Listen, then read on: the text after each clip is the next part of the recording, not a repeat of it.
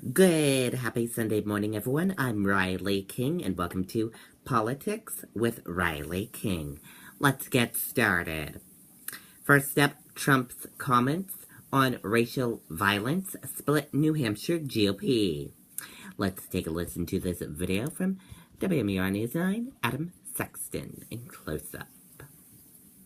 Cadillac's made-to-move clearance event is here at Multi Cadillac. Drive the new 2017 XT5 crossover. Lease for $339 a month. And now for the made-to-move clearance event and move with your new Cadillac. This is Cadillac. This is McMulty Cadillac.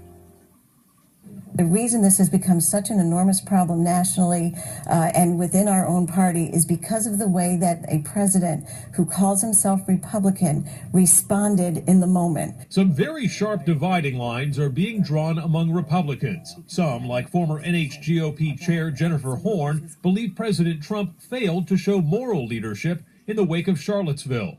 But Representative Fred Doucette, a loyal Trump supporter, says the president got it right when he laid blame for the violence with all sides. They are all hate groups. I don't condone white supremacy groups, the KKK, the American Nazi movement. Neither do I condone Antifa or the Black Lives Matter movement. I mean, they're calling for the killing of police. We're having police officers assassinated on the streets. Horn says there's no equivalence between white supremacists and peaceful counter-protesters. The folks who were marching in Charlottesville on Friday night with lit torches, chanting that we will not be replaced by Jews, were not history buffs who were worried about replacing historic monuments. Meantime, on ABC News, the mother of the woman killed in the car rampage in Charlottesville expressed outrage that the president would equate counter-protesters like her daughter with neo-Nazis and racists. I'm not talking to the president now. I'm sorry. After what he said about my child. Adam Sexton, WMUR, News 9. Okay, and there you go on that report.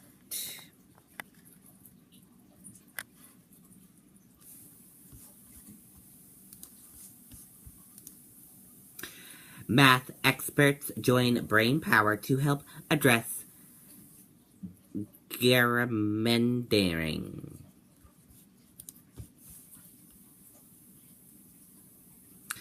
Some of the brightest minds in math arrived at Tufts University last week to tackle an issue lawmakers in political science have been struggled for with decades.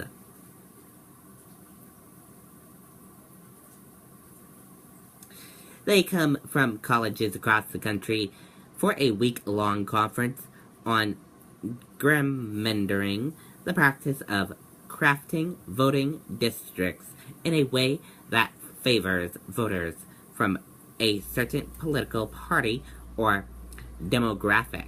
It's a topic of growing interest among many math and data experts who say their scholarly fields can provide new tools to help courts identify voting maps that are drawn unfairly.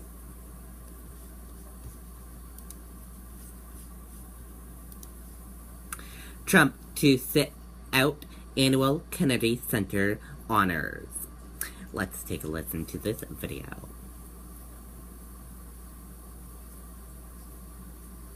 The vehicle is more than the price that matters, it's the service that goes with it. At Patriot, that means you'll meet with great financing people and then our Subaru genius. I'm Mike Avery, Patriot Subaru, Saco.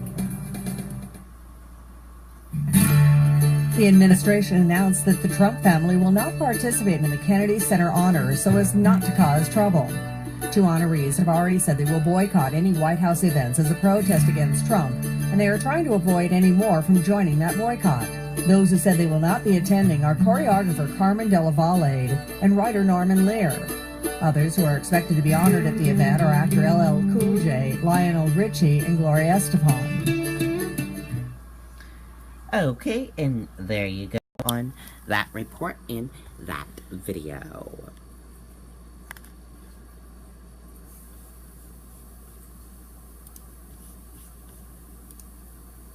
President Trump cheers Steve Bannon's return to Breitbart News. Let's take a listen to this video from ABC News.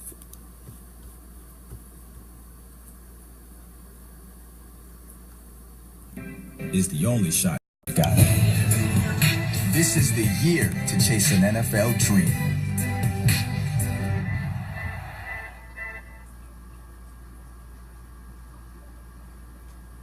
Let's get straight to our top story. Another major shakeup at the White House. Steve Bannon, President Trump's powerful chief strategist, is out. He's already back on the job this morning at Breitbart, the influential right-wing news site. Overnight, Bannon spoke to the New York Times saying, quote, "I think I can be more effective fighting from the outside for the agenda President Trump ran on, and anyone who stands in our way, we will go to war with."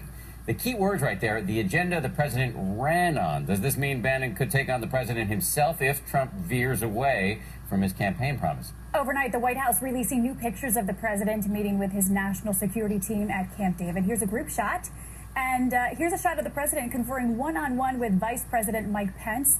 This morning, the president is back at his golf club in Bedminster, New Jersey, up and tweeting this morning saying, quote, "I want to thank Steve Bannon for his service. He came to the campaign during my run against crooked Hillary Clinton. It was great," end quote. ABC's David Wright has more from Bedminster. David, good morning to you. Good morning, Paula and Dan. This morning, the White House is regrouping without Steve Bannon. He is, of course, the conservative firebrand who is credited with injecting a strong note of populism in Donald Trump's message, helping him win the White House. Well, today, Bannon is on the warpath, back at Breitbart News, and vowing to become Bannon the Barbarian.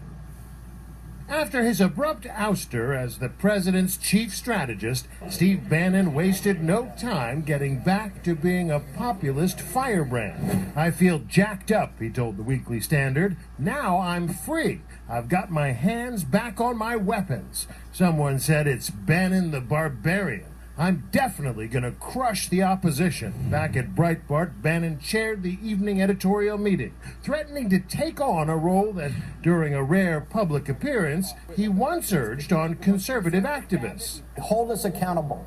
Hold us accountable to what we promised. Hold us accountable for delivering on what we promised. Bannon is making it clear that for now, he'll take aim at what he calls White House Democrats and Republican moderates in Congress, forces that have sought to slow down Trump's agenda. Rusted out factories scattered like tombstones across the landscape of our nation.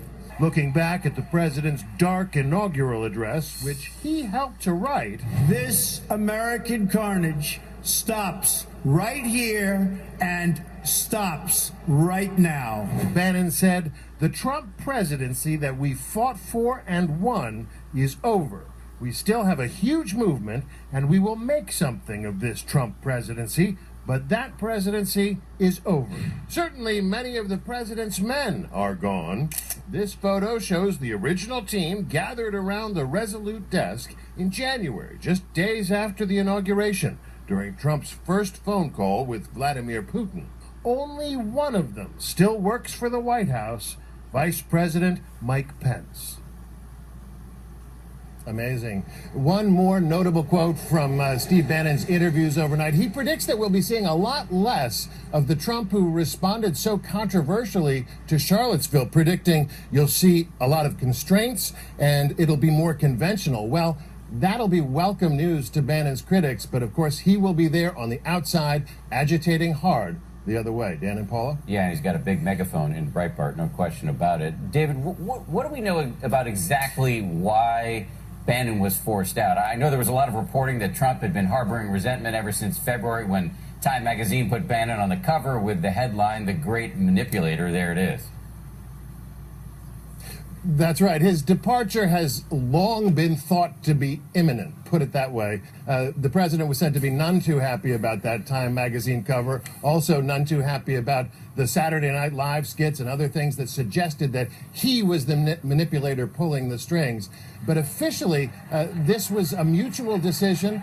Bannon said that he only planned to stay for a year, and it was August 14th of last year that he signed on to head the Trump campaign. Yeah, as we showed, SNL portrayed Bannon as the Grim Reaper in charge of the White House. David Wright, thank you very much. Thanks, David. And for more about what's happening in Washington.